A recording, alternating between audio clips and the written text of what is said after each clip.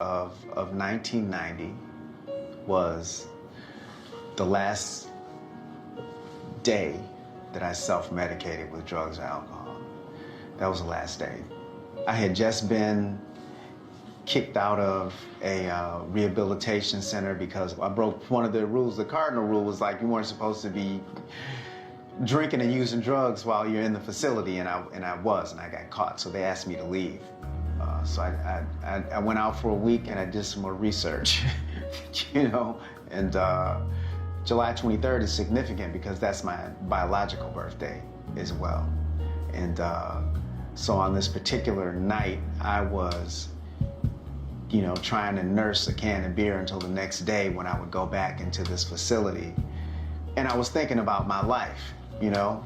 I was sitting there thinking about all of my friends and all of the, you know, people who were my age and what were they doing? You know, they would be out on dates, they would be preparing for exams, they would be, you know, at the movies, and I'm sitting out here on the riverbank of the Detroit River trying to nurse a can of King Cobra malt liquor, you know, till the next day. So there's an adage I love that says, when the student is ready, the teacher appears. You get out of the way.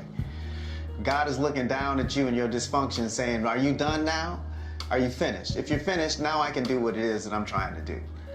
No, but dig this, right? So when I got a record deal, you would think that that would be cause for celebration and having more money than, you know, than I had ever had in my life. So, I mean, it was definitely a huge moment.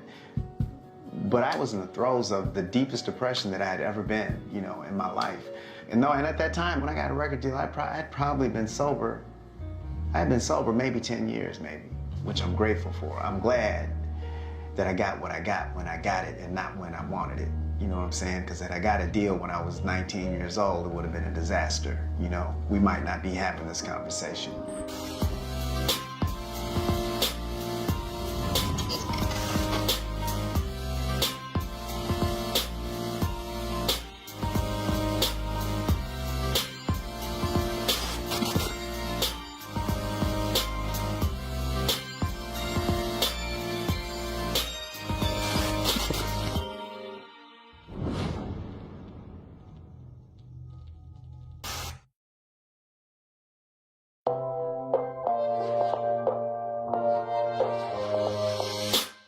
You know, I dealt with, and I didn't know this then, but when I was growing up, I had, you know, depression and probably a little ADHD going on. I'd never known what that was. You know, you didn't talk about being depressed in your house. Like, Dad, I'm depressed. We're all depressed. You know what I'm saying? Get up and go do, you know what I mean?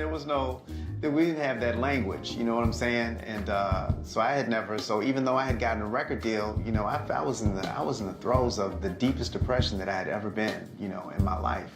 And in part because, yeah, you got what you wanted, but getting what you wanted doesn't fix it. It doesn't fix all the other stuff. It doesn't fix, you know, your relationship, you know, with your dad. It doesn't fix, all that other stuff doesn't go away because you got a record deal. So like now that you got this, you still got to go back and like deal with all this other stuff, you know. So I spent some time, you know, I had to do more work. Even though I had been sober, there was deeper work to be done, you know, to deal with, you know, the things that I had been dealing with all of my life, you know. And getting signed to Motown was the pivotal moment, you know, in my life. And not only in my life, it was a pivotal moment in the lives of a lot of people. You know, it was a huge moment. My fans, they're listening to, you know, Luther and Patty and Anita. So I'm not just making music for folks who are just going to accept, right? You know, so I take it seriously, and I want to leave a body of work that speaks to the tradition and the legacy of music that plays, that is the soundtrack, you know, for people's lives.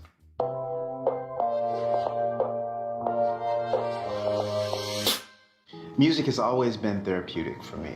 You know, it has always been a light during the darkest periods of my life. A lot of the songs that are on my first album, You know, my musical sensibilities, a lot of that stuff was developed, you know, in my addiction, you know.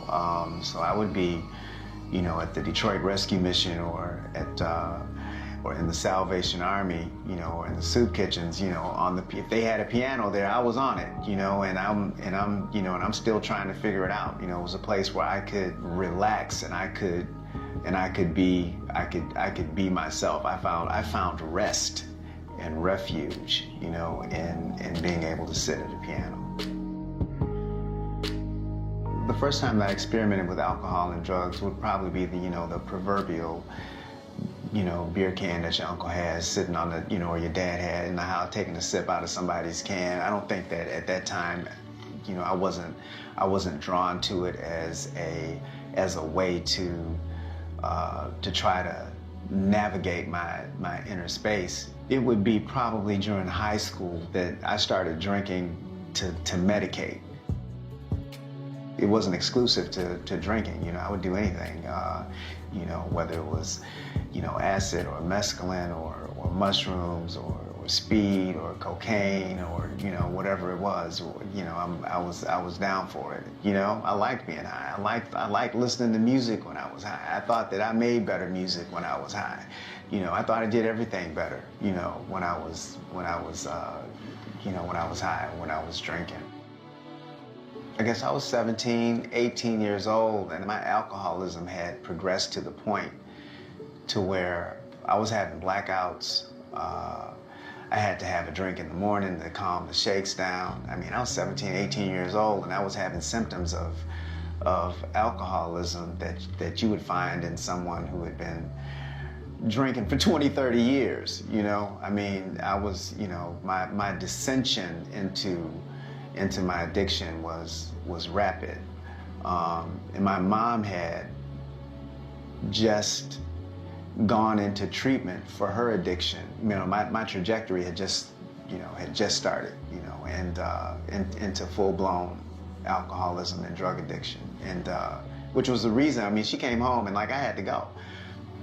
So at the age of 19, I left my parents' home. I used to say that my parents kicked me out when I was 19 years old, which on the surface is true, but because of the way that I was living, it was my choice. You know, it was a choice that I made, you know, and, you know, I found out later on in my life that the father that I had grown up with was not my dad. You know, I found my birth certificate and the name on the birth certificate didn't match the guy I was living with. I'm like, dude, I'm like, what?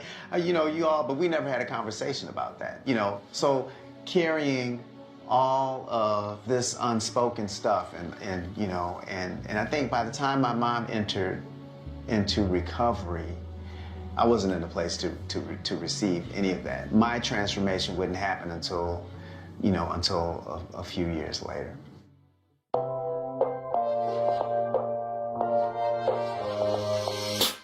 You know, when we speak about amounts in recovery circles, the amount is really irrelevant. What's relevant is what happens to you when you start drinking. You know what I'm saying? It's like whether it's one is too many and 1,000 is not enough. You know, I mean, but it looked like, you know, I was in and out of jail. I would be gone from my parents' home. I'd be gone for a couple of days, and you know, nobody would know where I was. You know, I would be flopping at a friend's house, and we'd be, you know, drinking and driving through the neighborhood, and I was stealing from them to support, you know, my addictions, to try to get from one high to the next, and you know, I ended up in a homeless shelter. You know, I'm 19, 20 years old, and I'm in these shelters, you know, with men who have been living out on the streets, who are, you know, my dad's age. You know what I'm saying? So I was totally naive, totally unprepared, totally, you know, unschooled on the art, you know, of living out, you know, in the streets and living that lifestyle.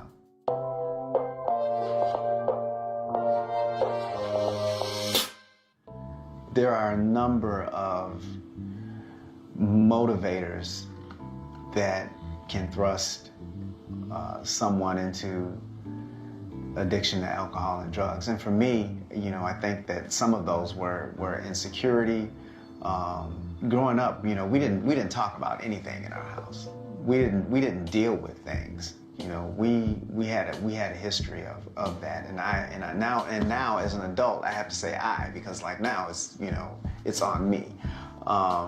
You know, we moved from Pontiac, which was, you know, diverse community where everybody seemed to be on the same socio-economic footing, to, you know, to Southfield, which was more affluent. You know, it was, you know, probably we moved on our street, there were probably only a handful of black families on the street. It was a predominantly Jewish neighborhood, so the, you know, the culture shock and not being a good student, and, you know, my fear of confrontation, you know, of not wanting to face anything, it was all fuel, you know, for my addiction to alcohol and drugs.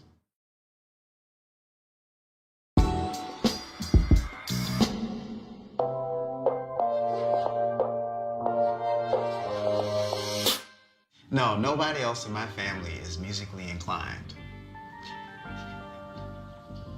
whatsoever.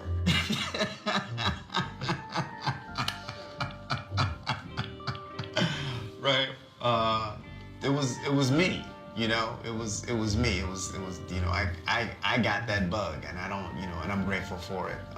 You know, my parents were academics. You know, my dad, they met while they were students at Tennessee State. You know, my mom was studying to be an accountant, I believe, and my dad was an engineer. You know, so they were academics. I mean, and this was, you know, at that time, you know, it was all about, you know, educating yourself, getting a job, getting a good job, you know, being responsible, you know, getting a pension and becoming a productive member of society. You know, they didn't see, or at least my dad didn't see, being in the music business as a viable means to take care of oneself or take care of your families. My mom always nurtured my creative side, and she was more open to the prospect of me, you know, exploring these things. But like, if I was in choir for years, and my parents didn't come to my performances in choir. You know, my dad didn't, you know, it was like, you better hit them books. You know, you worried about, you know, being on stage and being in a band. You know, you need to be focusing on your studies. I was a horrible student. I believe that when we come here and we have the parents that we're supposed to have, regardless of what happened, regardless of how difficult it was, regardless of how tumultuous it was. You know, I had the exact right parents that I was supposed to have. You know what I'm saying? So the life that I had growing up, good, bad, and indifferent, it prepared me to be the person that I am today.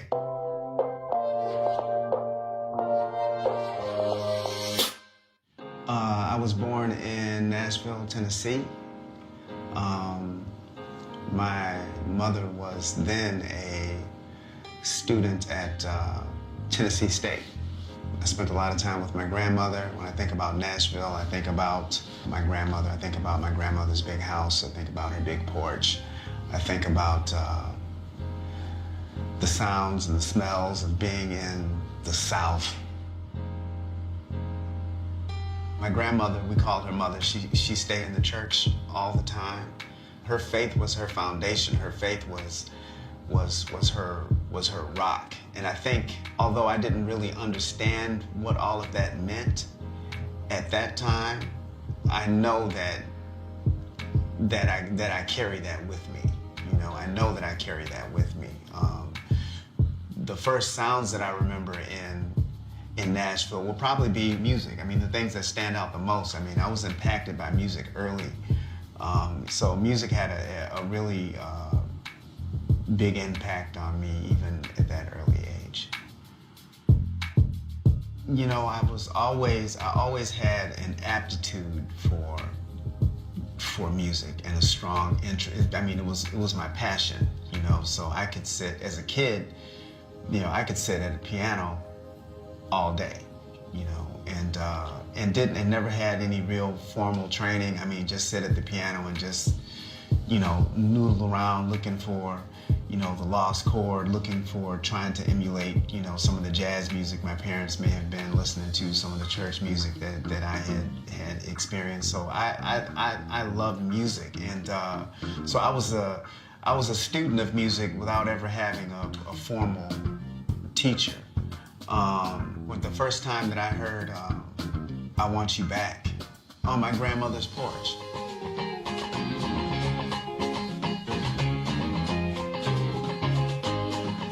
I never forgot that moment. And every time I hear the guitar to that song, or that song come on, it's the same feeling. It was electrifying. I didn't know what it was, and really, you know, Mother wasn't about. She wasn't about having that kind of music played in her house. You know, that music was electrifying. It was an electrifying time for music, and the sounds of Motown impacted me before we actually got to Motown, you know. And I remember Soul Train, you know, watching Don Cornelius, you know, in our living room in our small apartment. Hello and welcome aboard. You're right on time for another ride on the big train. I was intrigued by, you know, by all of that, and I think that a lot of that can be experienced in my music and in my performances as well.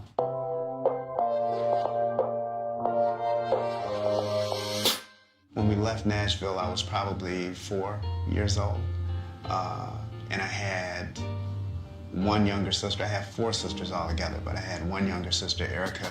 And when we moved, we drove from Nashville to Detroit in a red Volkswagen Bug with a U-Haul trailer hooked onto the back going up 75.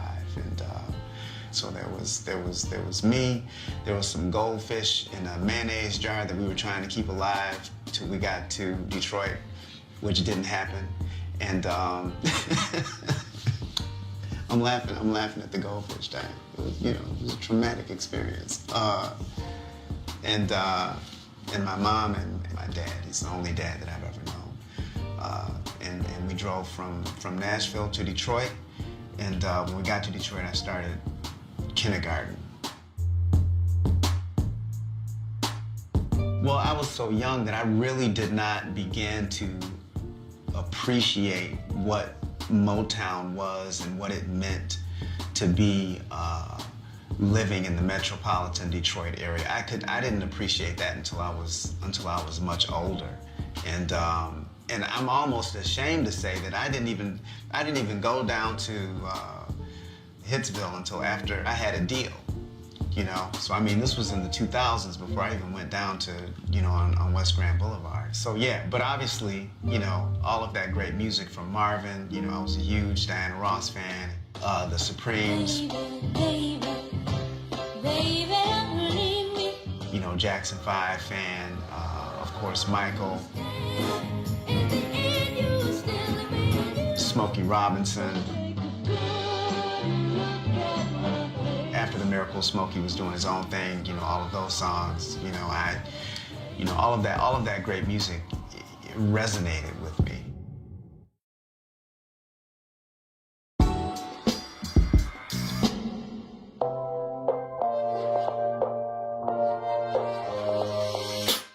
July 23rd of 1990 was the last day that I took,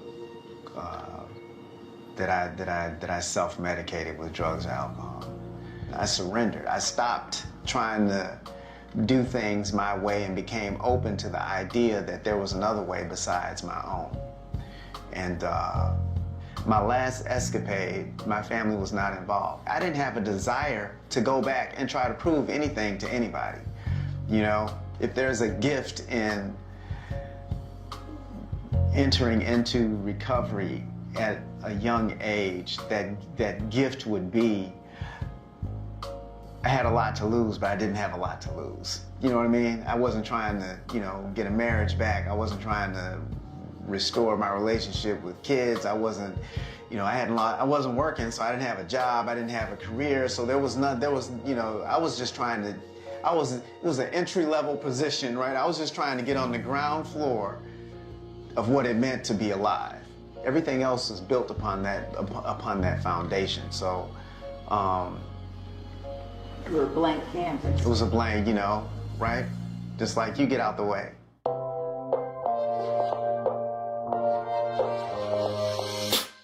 I think my parents finally started to come around when I started singing in a church choir. It was the church at that time was called Church of Today. It was in Warren, Michigan, which is outside, about 20 miles or so outside of Detroit. And I started singing the choir, and my parents were members of the church. You know, I was coming out of an addiction to alcohol and drugs, and my mom was in recovery as well. And although I was not at home, there was a healing taking place in my family, and that church was instrumental to that transformation of my family. So for me to be singing on that platform where my parents were congregants, you know, they started to see that it was more than just, you know, that music for me was more than just, you know, a passing fancy. And it was Church of Today, and then they changed the name to Renaissance Unity, and Marianne Williamson became the spiritual leader of the church. And I was working at the Ritz-Carlton in Dearborn. I was waiting tables, and Marianne came in to do the prayer over a meal for some function there, and I introduced myself to her, not as a singer, just as, you know, my name is Kim, you know, and I'm working. We had a conversation, and she said, "Why don't you come and audition?" So I went and I auditioned to get into the choir. And the choir was comprised, it was called the Gospel Truth. And this choir was comprised of professional musicians on the Detroit scene. So it was not, you know, it was like all the names under, you know, it was Thornetta Davis, Michael Brock, Chris McKee. I mean, and these were the names that were entertaining throughout the city, the weddings, the casinos, the clubs. And when we started, it was televised, you know. So I mean, it was, you know, it was a big deal. So learning to be on time, learning to rehearse, knowing where your mark was, knowing where to stand, you know. I mean, and that was the thing. It was a gig. It was probably my first bona fide gig, but this church was also meant something else to me, you know. And so it was an entire, you know, and I had one suit. I had one suit. I had a black suit. They told me that you were going to need to have a suit to be on television. It was you know, it was the protocol. So I probably paid $200 for the suit, but at that time, to have to put together $200, you know, to go buy this one suit. You know, we're showing up every Sunday, so I got this one suit. I can only do this one time right now at this stage of my life. I can only do this once. So I had to go get this suit. And I had a black suit that I would accessorize differently every Sunday. You know how we do. Look, so so one day you got a black suit with a black shirt and a black tie. The next week it's the red tie. Next week it's a turtleneck, and then it's a white, you know what I mean? So you do the dance until you can get a new suit. You know, don't let the fear of what you don't have keep you from walking into what God has for you.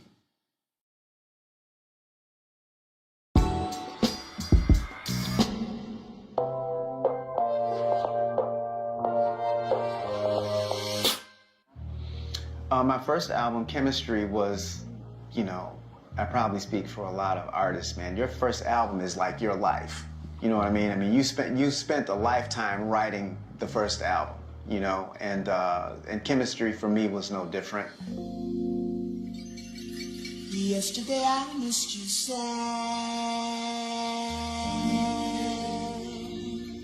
You know, I'm known for writing love songs, which comes from a place of longing for love. You know, during my addiction, it was like I was always that angst of longing to be in love after, especially like being, out in addiction and spending so much time alone. And I was always writing. Even when I was a kid, I was writing love songs. That desire, that longing that we have to be truly appreciated and truly embraced by, truly loved by another human being, and wanting to give that back to another human being. That's the foundation of what I write about. That's my mission. My thesis in life as an artist is that. So my hope is that when people hear, you're not just grooving with Kim. Although we want y'all to groove with Kim too. We ain't mad at you grooving with Kim. I mean, you can get your groove on with Kim for sure. But it's also, I look at what I do as a ministry. No, it's not gospel, but it is a ministry nonetheless, because I'm speaking to, those things that I was longing for in my life, and those things that helped me transform and become the man that I am today, and the man that I'm continuing to come. When I recorded Chemistry, I had been performing. I had been singing in a wedding band. I had been singing in the church choir, and now it had become, my work life had become music. Now I wasn't waiting tables anymore. Any income that I was generating was coming from making music. So I was a professional musician, and yes, I wanted more. And yes, I wanted and had chased, for a good deal of my life, the proverbial record deal, and let's get signed to a label and put music out. But I came to a place where I was willing to let that go. Maybe this is not the only thing that there is for me. Which I wasn't saying I'm gonna give up on music, but it was like, maybe I can do something else. And when I started looking at other things, then it's like, okay, now now you're ready. Student is ready, teacher appears. Now you're ready. We released the Chemistry album on my own label, Chemistry Records by default. I was just trying to put my music out. I was done chasing, the record deal. It was like, what? We'll do that. We'll send out demo packages, but really, we pressed this CD up and we started putting it in the hands of people performing in clubs 3:30, on Grand River. My manager at that time, Toya Hankins, was really instrumental in helping, navigate that whole independent space. And so I was selling CDs out of my trunk, and which was a glorious time. We took a page out of the rapper's book, and started selling CDs on our own. And I ended up selling ultimately probably about 17,000 on my own. And when you do that and you're not signed, they come looking for you.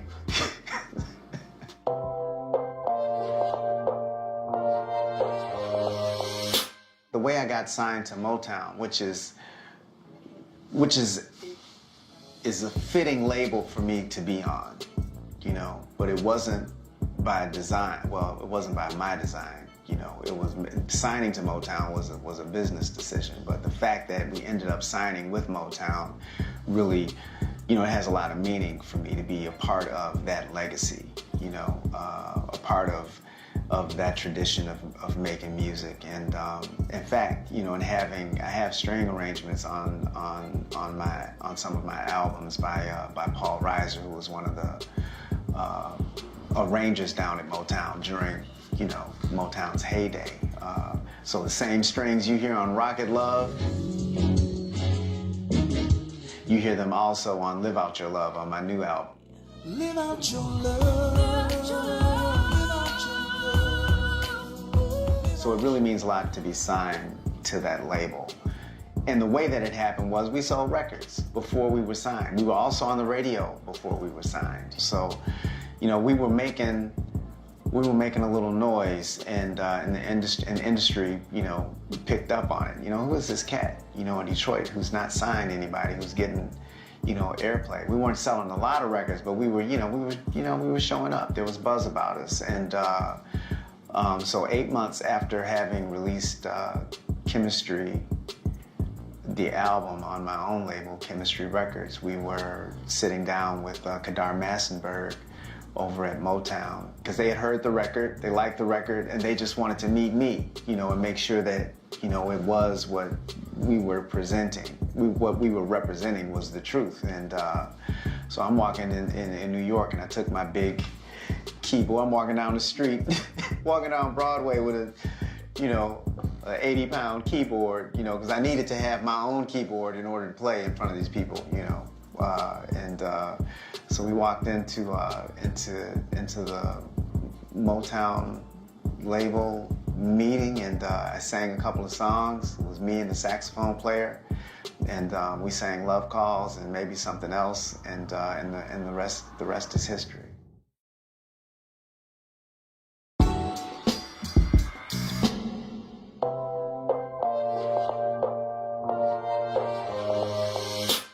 At that time of my life, it was impossible to keep a long-term relationship. It was impossible to be secure in a relationship. I wasn't secure within myself, and that was years ago. I've just come to a place where I'm able to even understand, even after having written about it for so long. But today, I have the love that I want, you know.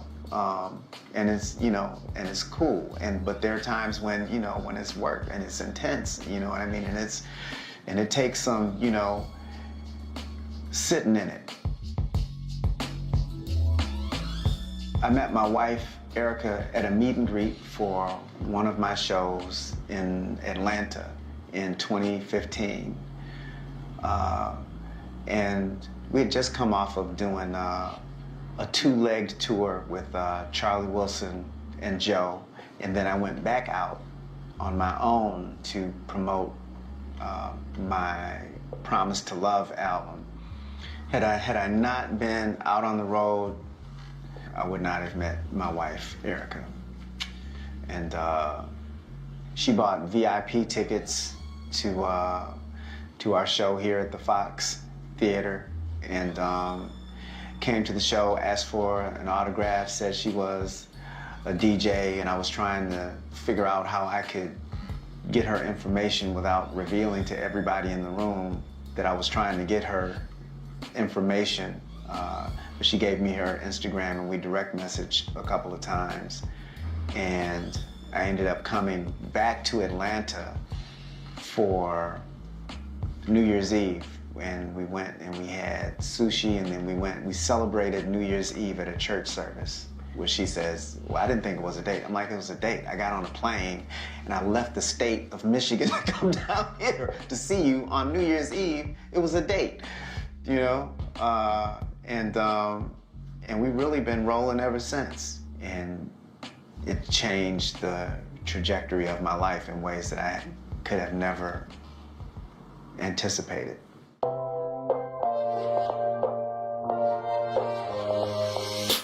You know, this is all new terrain.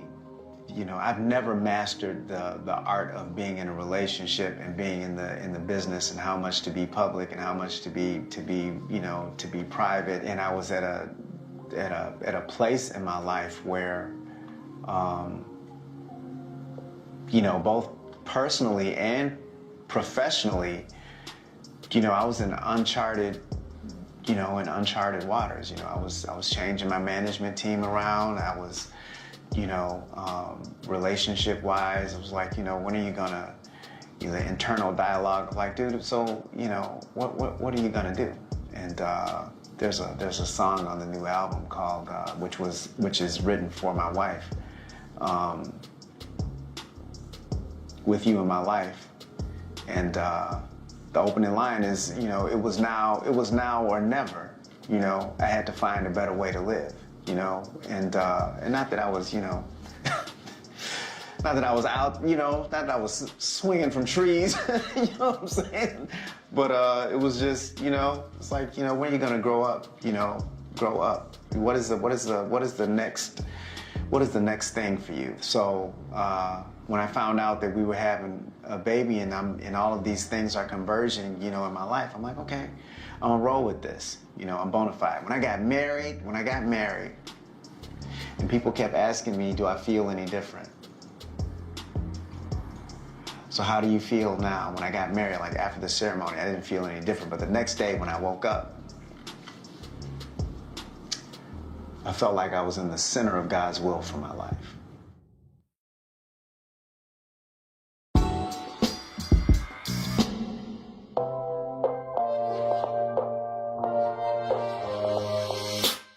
Parenting for me now is different because I'm actually, for the first time, I'm actually in the home with my kids. So it's different, you know, being present with my children every day, you know, and you know, my son, you know, I get up with my son every day, you know, and fatherhood and marriage and is the most challenging and the most rewarding thing that I've ever done, you know, in my life, and I'm grateful for it, you know, and having a son is you know, there's a lot that's baked into that cake.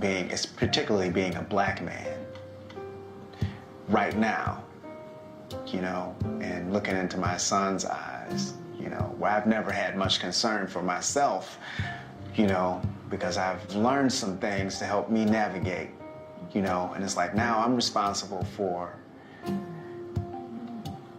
giving him tools to navigate, you know, and we don't know what it is, right? We don't know what's next, you know, how do I, you know, so,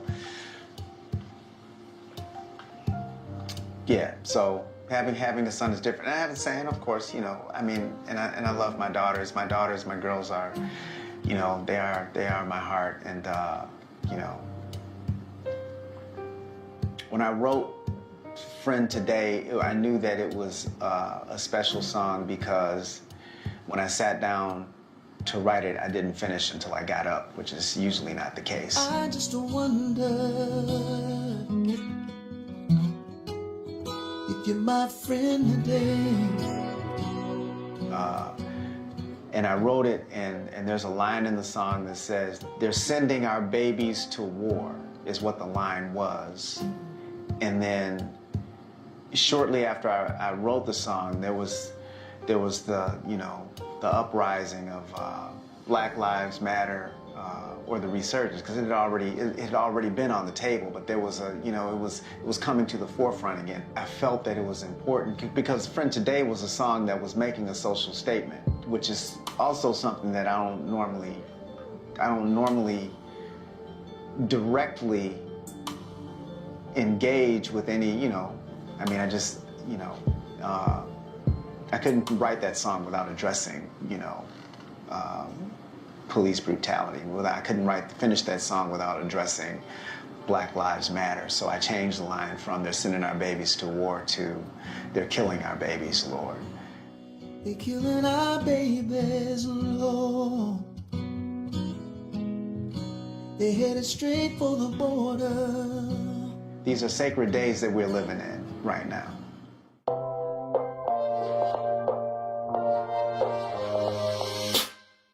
We were always of the mindset to put new music out in 2020. In fact, once we saw what was happening with the pandemic, like back in March, most of the music for the album was done. You know, I was just at home singing and putting the final touches on the album. So the more we got into the pandemic and we have an election coming up and we have all of these other things going on, I thought that it was critical that we put new music out. You know, this is the exact right time for this album, and my hope is that this album is the soundtrack to what helps pull people through these unprecedented times we're living in. I'm not coming down here so I can be on television. You know, that's not the first thing that's on my mind. The first thing that's on my mind is like, well, okay, so I'm gonna go down here and I'm gonna talk about myself. So my hope is that I can say something that will impact somebody else's life.